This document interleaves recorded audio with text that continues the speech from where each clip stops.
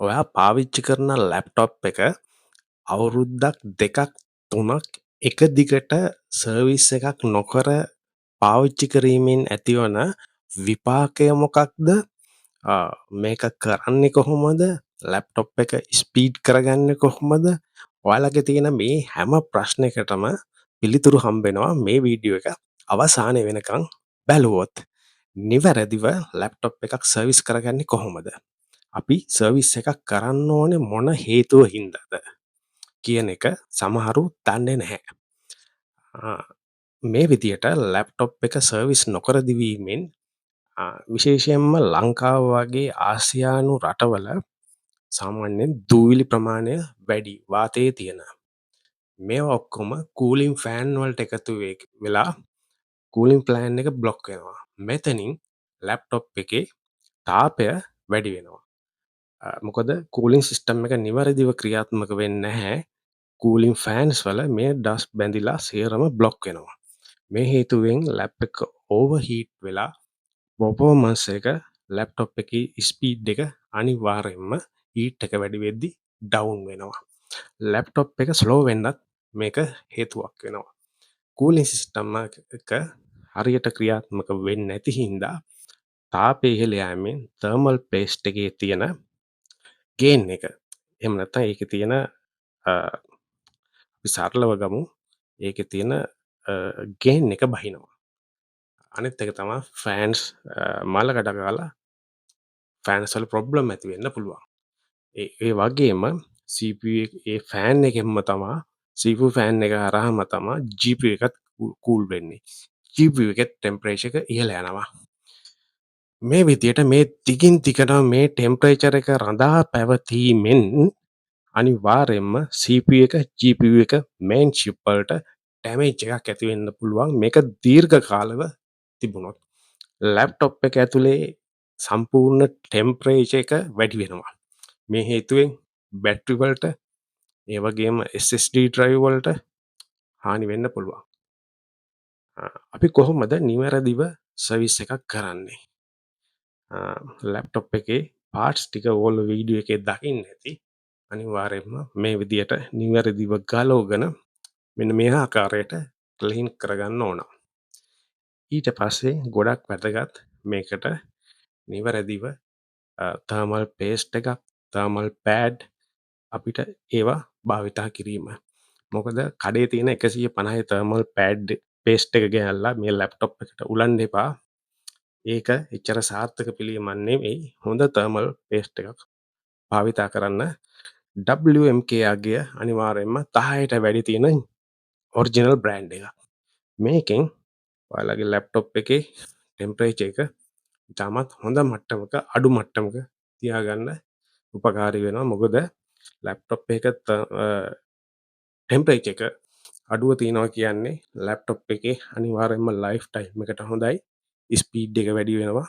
Laptop එකේ fault වෙන්න තියෙන සම්භාවිතාව ගොඩක් අඩු වෙනවා. ඒ වගේම මේ වීඩියෝ එක අවසානය වෙනකම් බලන්න. ලැප්ටොප් එකේ ස්පීඩ් එක වැඩි කරගන්න අවශ්‍ය නම් මම ඒකටත් සොලියුෂන් කීපයක් ඉදිරිපත් කරලා තියෙනවා. ඕගලන්ට ඒ ස්ටෙප් එක ෆලෝ කරා නම් අනිවාර්යෙන්ම ලැප්ටොප් එකේ අප්ග්‍රේඩ් එකක් කරලා ලැප්ටොප් එකේ ස්පීඩ් එකත් වැඩි කරගන්න පුළුවන්. අනිවාර්යෙන්ම මේ වීඩියෝ එක ඔයාට වැදගත් කියලා හිතෙනවා නම් යාළුවෝ අතර ෂෙයා කරන්න, අපේ වීඩියෝ එකට කමෙන්ට් එකක් දාන්න අමතක කරන්න එපා. ලයික් කරන්න, අනිවාර්යෙන්ම channel එක subscribe කරලා තියාගන්න. අපිට තවත් වෙන ප්‍රශ්නයක් තමා සර්විස් එක කරගන්න ගියාම මේ තර්මල් පෑඩ් එක, තර්මල් පේස්ට් එක, ඒ වගේම දැන් අලුත් ලැප්ටොප් වලට ලික්විඩ් තර්මල් පේස්ට් එක එනවා. මේ දේවල් කොහෙන්වත් ලංකාවෙන් ලබා ගන්න හැකියාවක් නැහැ. මම ඩිස්ක්‍රිප්ෂන් එකේ ඔයාලට WhatsApp නම්බර් එකක් සඳහන් කරන්නම්. ඔයාලට අවශ්‍ය ජෙනුයින් තර්මල් ප්‍රොඩක්ට් ටික ඔක්කොම ඔයාලට එතනින් ලබා ගන්න පුළුවන්. විශ්වාසවන්තව ජෙනුයින් ප්‍රොඩක්ට් ගන්න අයට විතරක්. මීළඟ දේ මම ඔයාලට කිව්වා ලැප්ටොප් එකේ ස්පීඩ් එක වැඩි කරගන්න තව ට්‍රික් එකක් තියෙනවා කියලා. මෙතනදී ඔයාට ලැප්ටොප් එකේ ජෙනරේෂන් එක මොඩල් එක මොකක්ද කියලා ඔයාගේ ලැප්ටොප් එකේ ඔයා දැනගන්න ඕන. සාමාන්‍යයෙන් ඔයාට පුළුවන් ලැප්ටොප් එකේ ස්පීඩ් එක අප් කරගන්න ඕන නම් SSD drive එකක් භාවිතා කරන්න. මෙතනදී SSD drive මූලිකවම දෙකක් එනවා. එකක් SATA SSD එක, අනිත් එක NVMe drive කියන එක. සාමාන්‍යයෙන් ලැප්ටොප් එකක 4GB 8GB මං කියන්නේ මේ හෝම් යූස් කරන ලැප්ටොප් එක මේ විදිහට RAM එකක් තිබ්බහම ඇති. 8GB තියෙනවා නම් ගොඩක් හොඳයි. එතකොට SSD එක solid state drive එක කියලා මේක හඳුන්වනවා. ගොඩක් වෙලාවට දැන් අපිට ආපු පරණ STD drive එක Windows 10 11 දැන් තියෙන software එකට compatible මදි ගතියක් තියෙනවා. මෙතනදී අපිට SSD එකක් භාවිතා කරලා ලැප්ටොප් එක ගොඩක් වේගවත් කරගන්න පුළුවන්. SSD එක තෝරද්දී සාමාන්‍යයෙන් generation 8 gen එකට උඩ තියෙන ලැප්ටොප් එකට අපිට පුළුවන් NVMe drive එකක් භාවිතා කරන්න. ගොඩක් විට ඔයාලගේ ලැප්ටොප් එකේ පිටිපස්සේ බෑක් කවර් එක ගලවලා බැලුවා නම් ඔයාගේ ලැප්ටොප් එකට NVMe drive එකක්ද SATA SSD drive එකක්ද attach කරන්න ඕනේ කියලා ඔයාලට හරියටම තේරුම් ගන්න පුළුවන්. මම ඔයාලට මේ drive දෙක දැන් පෙන්නන්නම්. ඔයාගේ ලැප්ටොප් එකේ මෙන්න මේ වගේ ස්ලොට් එකක් තියෙනවා නම් ඔයාලට ගොඩක් වෙලාවට NVMe drive එකක් භාවිතා කරන්න පුළුවන් ඒ ලැප්ටොප් වලට.